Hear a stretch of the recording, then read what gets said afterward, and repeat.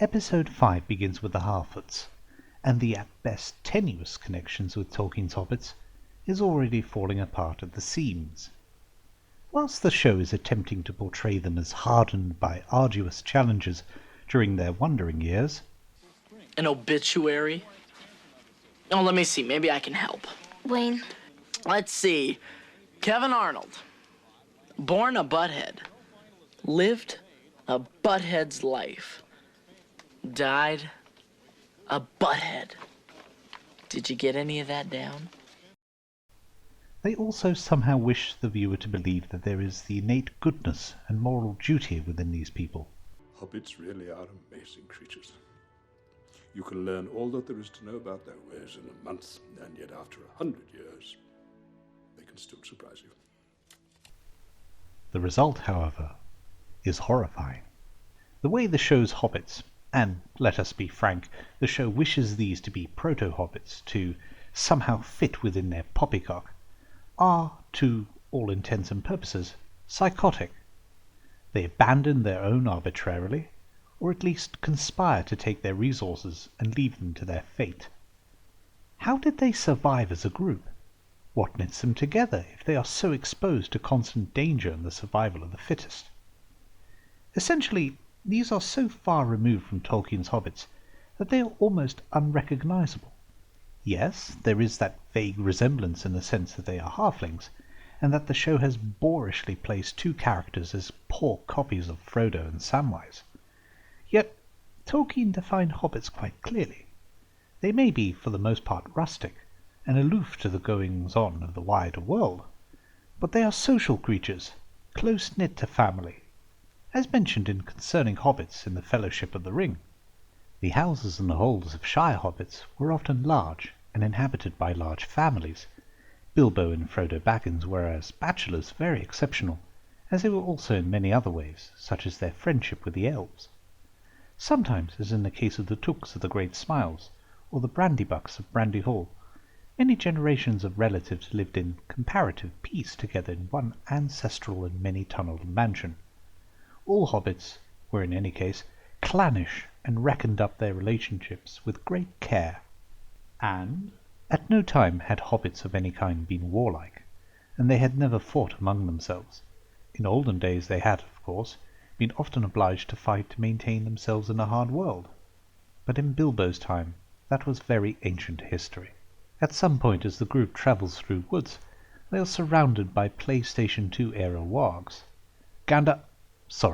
The stranger makes short work of them. Meanwhile, we're back with Adar, who is being set up as some sort of arch-villain.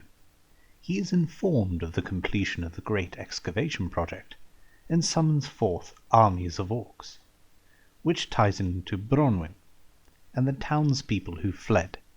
They are divided on where to go for safety. Bronwyn's solution is to make for the tower.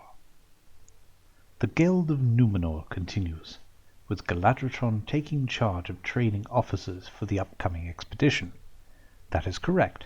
An elf, in name only of course, is tasked with showing how superior she is to everyone else, to what constitutes, at that time, one of the most, if not the most powerful fighting force in Middle-earth. The show tries to make some kind of meaningful cultural tie-in with the ocean, so that there are various tacky lines revolving around the personification of the water. Of course, from a lore perspective this would absolutely have validity. The Númenóreans in text had a deep appreciation of the forces controlling the waters of Middle-earth. They recognized the might of Ulmo, the Ainu associated with and responsible for oceans. They too recognized his vassals, particularly Ossé, but especially held reverence for his wife, Uinen. Ossé is a vassal of Ulmo, and he is master of the seas that wash the shores of Middle-earth. He does not go in the deeps, but loves the coasts and the isles, and rejoices in the winds of Manwë. For in storm he delights, and laughs amid the roaring of the waves.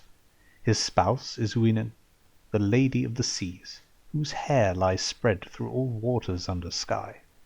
All creatures she loves, that live in the salt streams, and all weeds that grow there, to her mariners cry, for she can lay calm upon the waves, restraining the wildness of Osse. The Númenóreans lived long in her protection, and held her in reverence equal to the Valar. As you can see, the ocean is an integral aspect of Númenórean culture. However, I do not believe that the showrunners are even aware of the reference subtleties. No, when you factor in Bezos wanting his own Game of Thrones, with all the bombastic implications it contains, it seems to me that the show is going with some generic cultural reference, more akin to the Iron Islands and their connection with the sea. Kneel. Let Theon, your servant, be born again from the sea as you were. Bless him with salt. Bless him with stone. Bless him with steel.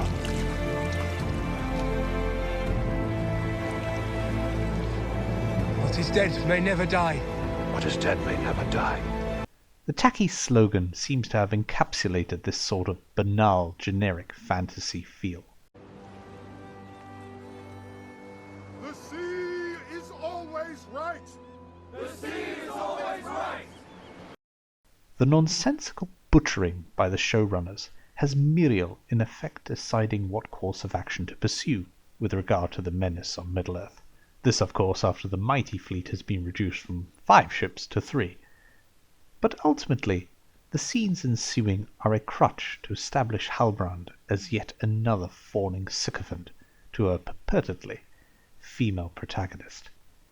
It is all the more nauseating to see this with such honourable and regal characters as Elendil, and thus the decision is made to go on with dispatching the expeditionary force.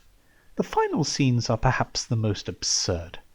Gil-galad, or at least the show's pathetic effigy of him, points out that the light of the Eldar is fading, and that somehow Mithril will stave that off. What the show completely fails to grip with is that this light, the light of Valinor, emanated from the Valar in the Blessed Realm. What it is exactly was not clearly defined by Tolkien himself, and I would posit that was deliberate. In the Silmarillion, the primordial light was described in a manner with biblical overtones.